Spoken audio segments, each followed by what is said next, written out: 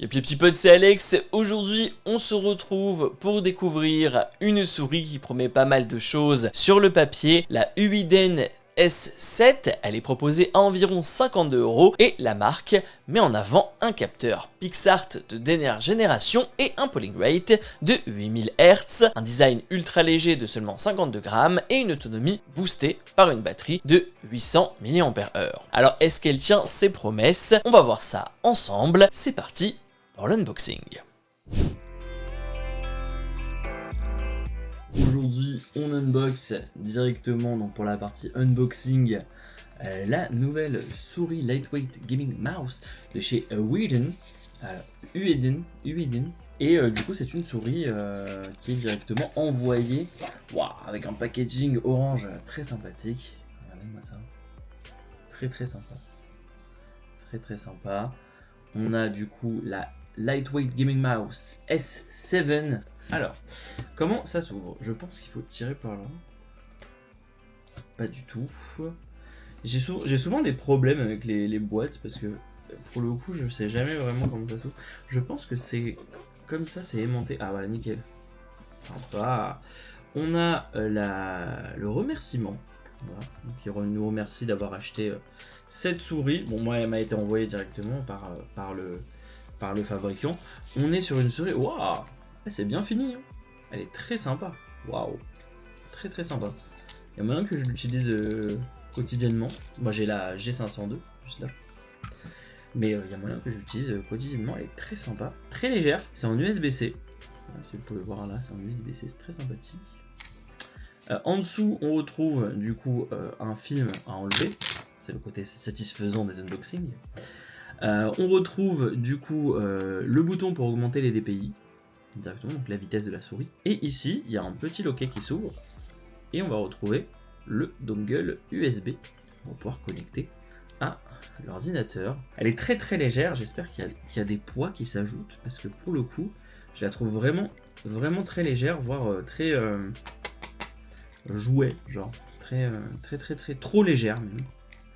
Par contre au niveau des clics c'est bien fini, je trouve. Alors dans la boîte on retrouve également une petite boîte, donc là c'est évident, elle est très sympa la boîte par contre. On retrouve une petite boîte avec à l'intérieur j'imagine les câbles. Donc on a un super câble USB-C tressé, trop sympa, j'aime beaucoup, avec des finitions orange à l'intérieur qui rappelle un peu la boîte. On a également des patins, j'ai l'impression que c'est des patins, des genres de patins zébrés. Voilà. Et on a, qu'est-ce qu'on a d'autre? D'autres patins, voilà, qui vont du coup avec cette souris, qui n'a pas de patins en fait, il faut les coller.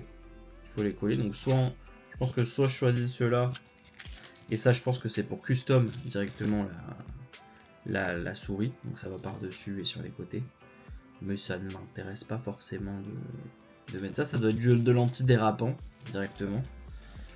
Et ça c'est la notice. Donc la S7 est très légère pour le coup, pour le gaming c'est pas mal en vrai, parce que pour le coup une souris qui glisse bien et qui clique assez rapidement c'est plutôt nice. Le fait de cliquer c'est pas mal, par contre voilà les boutons ils font un peu de cheapo, ça je vais pas vous cacher. Sinon c'est plutôt pas mal, on va faire le test.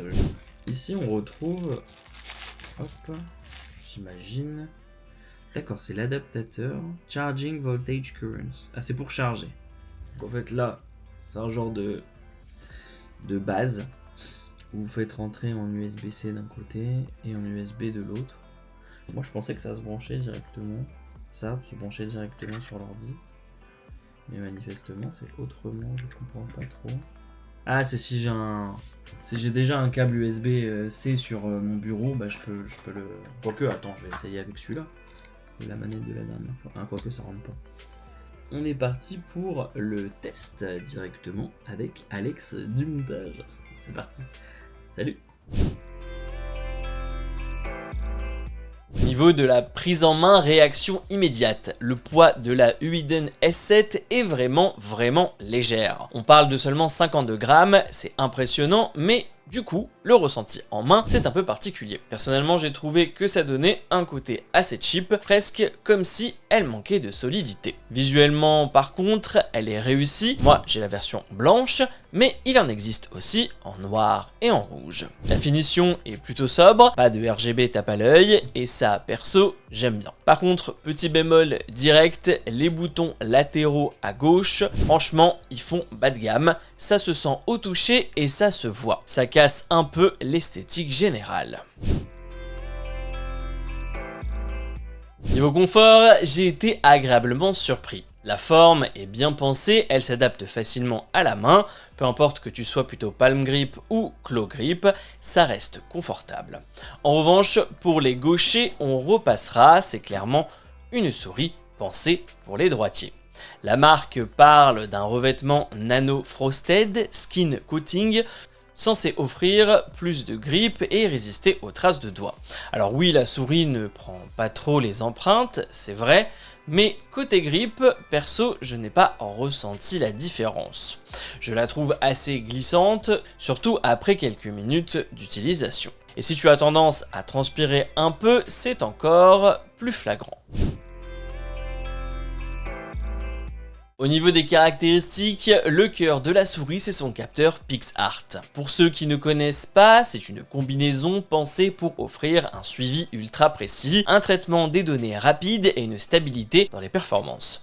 En clair, que tu sois en pleine partie compétitive ou en usage quotidien, tu peux compter sur une réactivité solide et ça, c'est clairement le gros point fort de cette souris. La S7 est également équipée de switch mécanique Home Run, annoncé pour 50 millions de clics. C'est un classique des souris gaming et ça se ressent. Le clic est net, précis, avec un bon retour tactile. Là-dessus, rien à redire, c'est du fiable. En dessous, on retrouve une base pleine, sans trou, ce qui assure une bonne solidité et les skates en PTFE sont assez larges, ce qui donne une glisse fluide et régulière, peu importe la surface. Pour ceux qui aiment la sensation de glisse rapide, c'est clairement un bon point.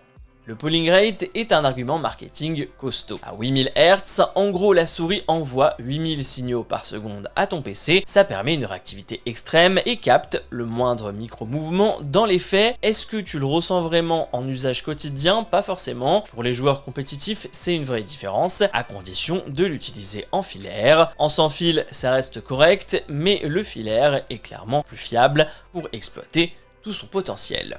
Côté autonomie, on a une batterie de 800 mAh en utilisation quotidienne, tu tiens largement plusieurs jours, voire une semaine selon ton usage, et si jamais tu es à court, tu la branches en USB-C et tu continues de jouer. Ça, c'est pratique.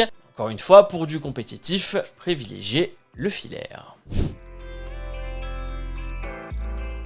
De mon côté, je vais surtout l'utiliser pour brancher ma ROG Ally à la télé et profiter du sans fil, et dans ce cadre-là, franchement, elle fait très bien le taf. Elle est légère, réactive, agréable pour naviguer et l'autonomie est correcte. Mais en jeu compétitif pur, j'ai trouvé qu'elle ne donnait pas cette impression de fiabilité que tu attends d'une souris haut de gamme. Alors au final, que penser de cette Uiden S7 ?